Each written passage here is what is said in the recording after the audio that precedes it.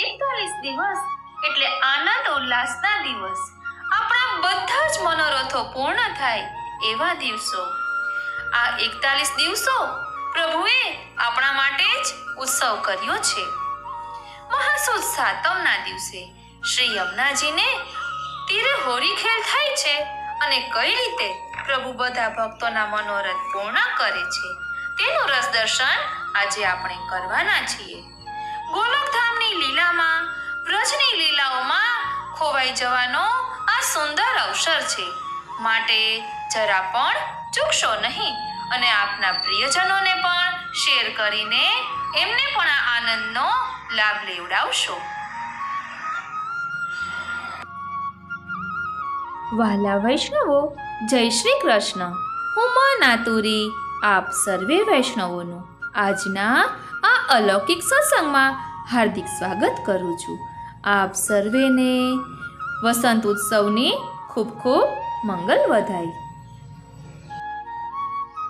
વસંત હોળીની ભાવના.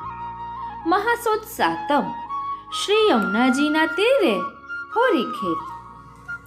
મહાસુદી સાતમના દિવસે ફરી સખા વ્રજ ભક્ત શ્રી સ્વામિનીજી શ્રી યશોદાજીના ઘરે પધાર્યા. ત્યાંથી શ્રી ઠાકોરજીને પધરાવીને શ્રી યમુનાજીના તીર ઉપર ખેલનો આરંભ કર્યો.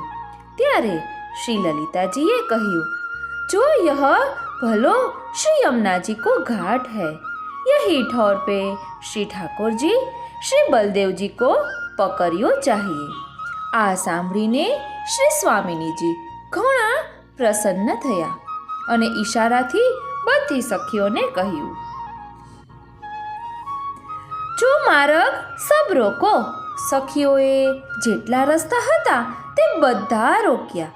ત્યારે લલિતાએ ખોટી રીતે આવીને શ્રી ઠાકોરજીને કહ્યું, જો શ્રી સ્વામિનીજી ઘર કો પધારત હૈ. ત્યારે શ્રી ઠાકોરજીએ લલિતાજીને કહ્યું, જો એસો મેરો કહા અપરાધ હૈ. સો આપ ઘર કો પધારત હૈ. ત્યારે લલિતાએ કહ્યું, જો તિહારે હાથ કી પિચકારી માંગત હૈ સો તુમ ચલી કે દે આઓ. ત્યારે શ્રી ઠાકોરજી લલિતાજીની સાથે પિચકારી આપવા માટે સાથે ગયા અને જ્યારે શ્રી સ્વામિનીજીની પાસે ઊભા રહ્યા ત્યારે श्री स्वामिनी जी ने श्री ललिता जी कहूँ, जो इनकी पिचकारी बहुत सुंदर है सो तुम लेऊ. ત્યારે શ્રી સ્વામિનીજી આળસ ખાઈને હાથીની જેમ ઉઠીને શ્રી ઠાકોરજીના હસ્તમાં પિચકારી હતી તે પકડી. ત્યારે શ્રી ઠાકોરજી પિચકારી છોડતા નથી.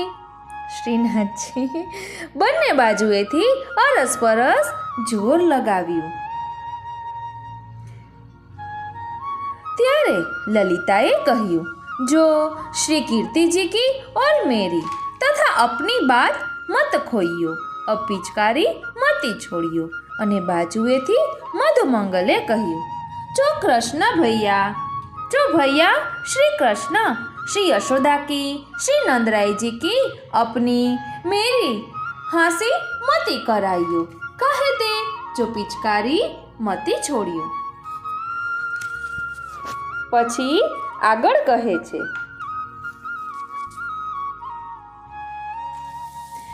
આ પ્રકારે શ્રી સ્વામિનીજી અને શ્રી ઠાકોરજીની જોરાજોરીમાં શ્રી ઠાકોરજીની ફેંટમાંથી મુરલી પડી ગઈ.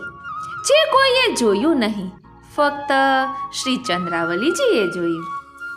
ત્યારે પોતાના શ્રી હસ્તના રત્નખચિત કંગન જમીન ઉપર ફેંકી દીધા. પછી કંગન લેવાના બહાને કંગન અને મુરલી બંને લઈને પોતાની નિકુંજ મંદિરમાં પધાર્યા અને મનમાં ઘણો આનંદ થયો કે હવે મુરલીને બહાને પ્રભુ મારી નિકુંજમાં પધારશે અને પોતાની કુંજની રચના કરવા લાગી. ફૂલોની શૈયા, અનેક પ્રકારની સામગ્રી, ફૂલોની માલા, અરગજા, બીરા સામગ્રી સિદ્ધ કરી દ્વારની પાસે બેસીને શ્રી ઠાકોરજીનો રસ્તો જોવા લાગી. અહીં શ્રી સ્વામિનીજીએ એવો ઝટકો આપ્યો કે પિચકારી શ્રી ઠાકોરજી પાસેથી ઝૂંટવી લીધી. ત્યારે મધુમંગલ બોલ્યો, જો ભલે ભૈયા મેરો નામ ખોયો, જો મેરો મિત્ર હોય કે હાર્યો. ત્યારે શ્રી ઠાકોરજીએ કહ્યું, જો મેરો જીતનો બલ હતો સો કીનો, મેં ગોપીન સો તો સદા હી હાર્યો હા. ત્યારે બધા હસી પડ્યા. ત્યારે લલિતાએ જઈને શ્રી બલદેવજીને પકડીને રંગ છાંટીને મુખ માંડ્યો. શ્રીનાથજી મુખ માંડ્યું અને શ્રી સ્વામિનીજીએ શ્રી ઠાકોરજીને પકડીને મુખ માંડ્યું. ત્યારે શ્રી ઠાકોરજી પોતાના મનમાં વિચાર કર્યો કે શ્રી ચંદ્રાવલીજી મુરલી લઈ ગઈ. ત્યારે શ્રી ઠાકોરજીએ શ્રી સ્વામિનીજીને કહ્યું, જો तुम मौको छोड़ो तो मैं तुमको मुरली लाई दे हूँ. एक वन में धरी के भूल आयो हूँ, तहाँ मैं जाऊँ तो मिले. ત્યારે શ્રી સ્વામિનીજીએ કહ્યું, જો तुम वचन देऊ, जो कब आओगे तो मैं तुमको छोड़ूं. श्री ठाकुर जी वचन આવ્યું, जो मैं अब कोई क्षण में आऊंगो. आवा वचन आपी श्री ठाकुरजी श्री चंद्रावलीजीनी કુંજમાં પધાર્યા. ત્યારે શ્રી ચંદ્રાવલીજી શ્રી ઠાકોરજીને જોઈને ઘણો આદર સન્માન કર્યો. સૈયા ઉપર પધરાવીને ઘણા પ્રકારની પોતાના મનોરથની સામગ્રી અંગીકાર કરાવી. નાના પ્રકારની રીત વિપરીત વગેરે દર્શનાદિક કરાવી મનોરથ પૂર્ણ કર્યો. અહીં સખા સબ શ્રી ઠાકોરજીને બોલાવવા લાગ્યા. જે શ્રી ચંદ્રાવલીજીની કુંજમાં એવી સઘનતા છે જે કોઈ એકબીજાને જોઈ ન શકે. બધા સખાઓનો શબ્દ શ્રી ઠાકોરજીએ સાંભળ્યો અને શ્રી ચંદ્રાવલીજીને પૂછ્યું, જો મોકો કોઈ પુકારત હૈ. ત્યારે શ્રી ચંદ્રાવલીજીએ કહ્યું, જો यहाँ काहू को गम्य नहीं है तुम यहाँ निर्भय सो बिराजो. यहाँ के ये मेरे पशु पंछी हंस सारस मोर कोकिला इत्यादि मनुष्य की बोली बोलत है, ताते कछु संदेह मती करो.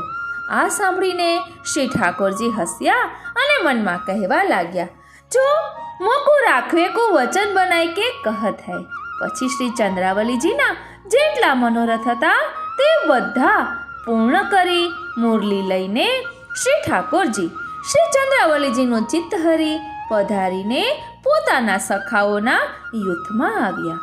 ત્યારે શ્રી બલદેવજીએ પૂછ્યું, જો હે કૃષ્ણ તું કહા ગયો હતો? તો કો સબ સખા ઢૂંઢત હૈ. ત્યારે શ્રી ઠાકોરજી કહે, मैं गोपीजन को फगवा लेन गयो हतो.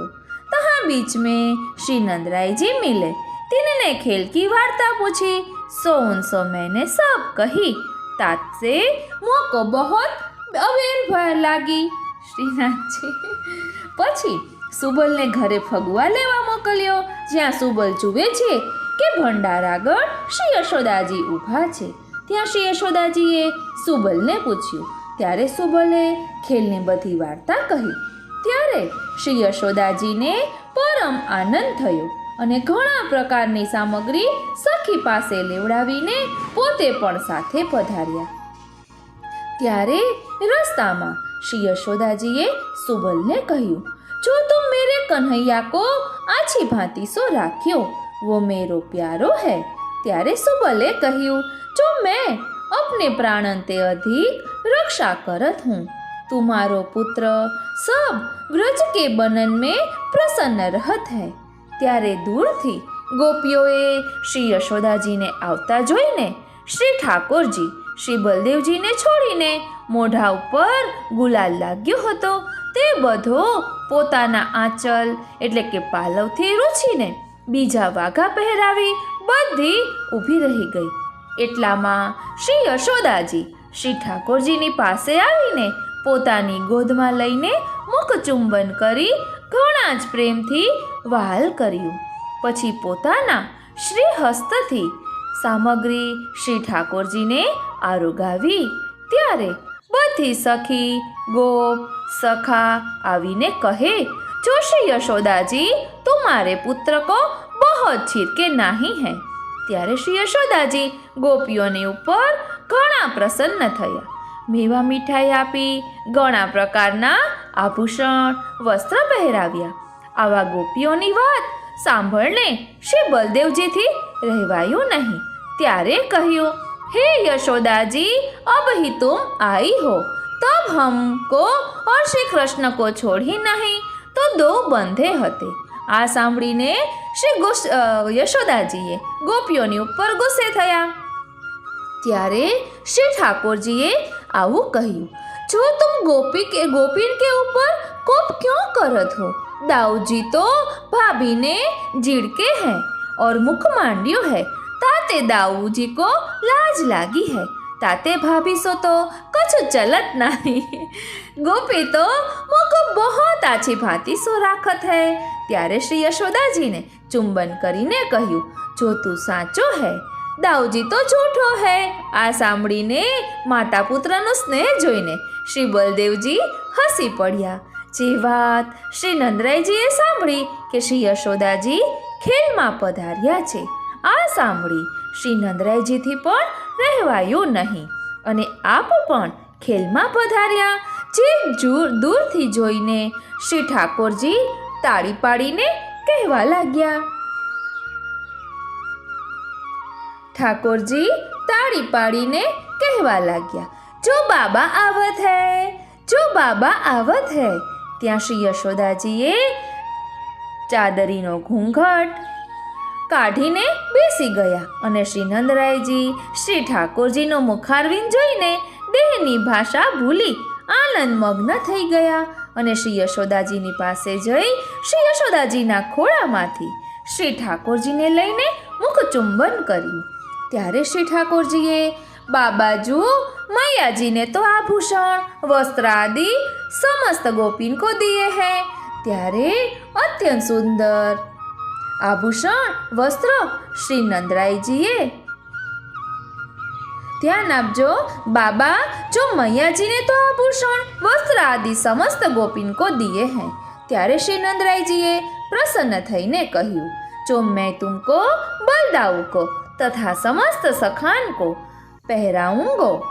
આવું કહી અત્યંત સુંદર આભૂષણ વસ્ત્ર શ્રી નંદરાયજીએ શ્રી ઠાકોરજી તથા બધા ગોપોને પહેરાવ્યા અને ગોપીઓને 2 ગણો એટલે કે દોહરો ફગવા આપ્યો. આભૂષણ વસ્ત્ર આદિ મેવા મીઠાઈ વગેરેથી વ્રજના બધા વૃદ્ધ યુવાન જેમનો જેવો મનોરથ હતો તેમને તેવું જ પહેરાવ્યું. પછી શ્રી નંદરાયજી શ્રી ઠાકોરજીને ગોદમાં લઈને શ્રી બલદેવજીનો હાથ પકડી લીધો. ત્યારે બધી વ્રજ ગોપી ગીતો ગાવા લાગી, મધુમંગલ નૃત્ય કરવા લાગ્યો. બંને બાજુએથી વાજા વાગવા લાગ્યા, જાણે પરમાનંદ પોતાની જાતે આવીને બધાના હૃદયમાં બેસીને ખેલે છે. ત્યારે શ્રી નંદરાયજી અને શ્રી યશોદાજીના મનમાં આ ભાવના ઉત્પન્ન થઈ કે આ રીતે અમારા કનૈયાનો વિવાહ થાય ત્યારે આનંદ થાય. પછી મનમાં વિચાર્યું કે હમણાં તો આ અમારો કનૈયો બાલક છે, કાંઈ સમજતો નથી, મોઢામાંથી દૂધની સુગંધ આવે છે, થોડો મોટો થાય, કંઈક સમજવા લાગે ત્યારે સગાઈ કરીએ. આ પ્રકારે શ્રી નંદરાયજી, શ્રી યશોદાજી, શ્રી રેવતીજી તથા બધા સખા સમાજ સહિત ઘરની તરફ ચાલ્યા. પછી મંદિરમાં પધરાવી સિંહાસન ઉપર શ્રી ઠાકોરજી, શ્રી સ્વામિનીજી પધરાવી એક સિંહાસન ઉપર શ્રી બલદેવજી અને રેવતીજીને પધરાવ્યા. શ્રીનાથજી